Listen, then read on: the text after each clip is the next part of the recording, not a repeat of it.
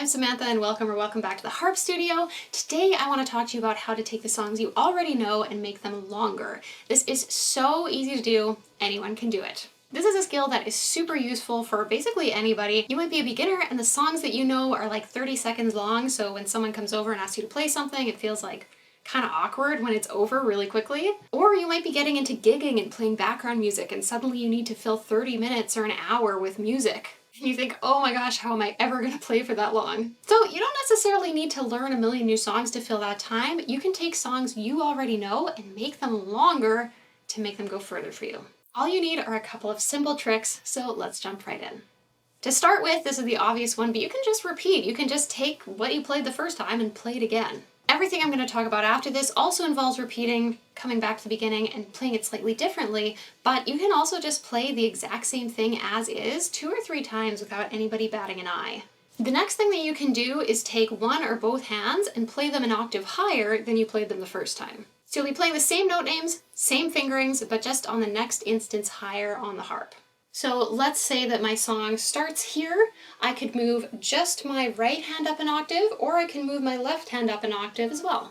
You could even do 2 separate repeats where one time you play your right hand higher and then you go through again and you play both hands higher. Another super easy way to fill some more time is to just take out the right hand part and have the left hand play its part by itself. This can work really well as an interlude, especially if you've already played through the main melody part a couple of times. It can give a nice little break before you play it again. Or you can also add the left hand part by itself as an intro or an outro as another way to make your song longer. The next thing to try to change up the music a little more noticeably but still keep it really easy is look for anywhere you've got a broken chord in the music and play it as solid notes instead. So for example, let's say in your left hand you have a 1-5-8 pattern in quarter notes or eighth notes that sounds something like this. And instead of playing those notes separately, play them all at the same time as either a rolled chord or a solid chord.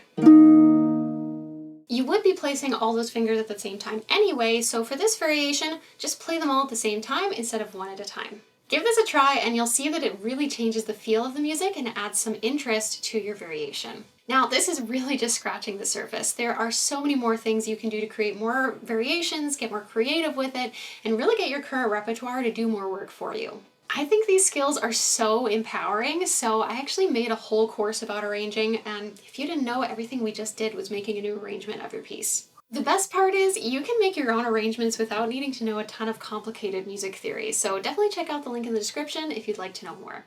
That's it for today. Happy harping.